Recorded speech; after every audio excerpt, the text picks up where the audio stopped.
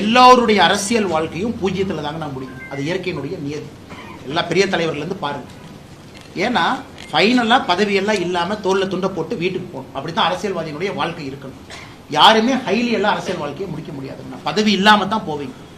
அது எல்லோருக்கும், தொண்டருக்கும் பொருந்தும், தலைவனுக்கும் பொருந்தும், எல்லோருக்கும் பொருந்தும். நான் அப்படித்தான் என்னுடைய அரசியல் வாழ்க்கையை பார்க்கறேன். யாருமே இங்க பெர்மனன்ட் பவர்லாம் வரல. செகண்ட் குரூப்பிசம், லொட்டு லொசுக்கு அந்த பஞ்சாயத்துல எங்கிட்ட கிடையவே கிடையாது. எல்லோரையும் ஒரே மாதிரி பார்க்கக்கூடிய ஆள். அதே நேரத்தில் நாம வாழுகின்ற வாழ்க்கை என்பது 80 வயசு 90 வயசு அதுக்குள்ள நல்லது பண்ணிட்டு போகணும். பெர்மனண்டா நான் தான் உட்கார்ந்துருப்பேன், இது ஏன் ஊரு, எம் சேரு. நான் பதவியில் இருக்கும் பொழுதே தலைவர் பதவியே வெங்காயம்னு சொன்னாங்க. ஏன்னா வெங்காயத்தை உரிக்க உரிக்க உரிக்க ஒண்ணுமே இருக்காது. அது மாதிரி தான் லைஃப்.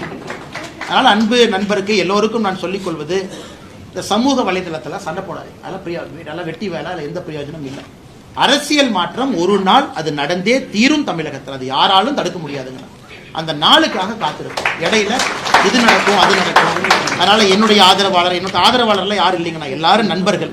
ஆதரவாளர் என்ன பெரிய தலைவனா, எல்லோரும் ஈக்குவல் தான். நாளைக்கு என் பதவியில் ஒருத்தர் வந்து உட்காருவாங்க. அப்படிலாம் கிடையாதுங்கன்னா எல்லோரும் நம்முடைய நண்பர்கள், நம்முடைய தலைவர்கள். தனிப்பட்ட முறையில் ஆக்டிவ் பாலிடிக்ஸ் டெய்லி பண்ணுங்க. இன்னைக்கு அது தேவையில்லை. நிறைய தலைவர்கள் இருக்கிறாங்க, புது டீம் இருக்கிறாங்க, அவங்களாம் நிம்மதியா சிறப்பாக செயல்பட்டு கொண்டிருக்கிறார்கள். எல்லா இடத்துலையும் நாமே இருக்கணும், எல்லாத்துலையும் நம்ம முகம் இருக்கணும், டெய்லி போய் பிரஸை பார்க்கணும், டெய்லி கருத்து சொல்லணும், தேவையில்லை. தலைவர்கள் இருக்கிறாங்க, சொல்றாங்க. இது போன்ற ஒரு வேலை கொடுக்கும் பொழுது மட்டும் ஸ்பெசிஃபிக்காக உங்களை பார்த்துட்டு போறேன். அதனால தயவு செஞ்சு என்னையும் ஒரு குரூப்புக்குள்ள சேர்த்திடாதீங்க. நான் எல்லா குரூப்ல இருந்து வெளியே இருக்கிற ஆளு. தலைவா நான் பார்க்க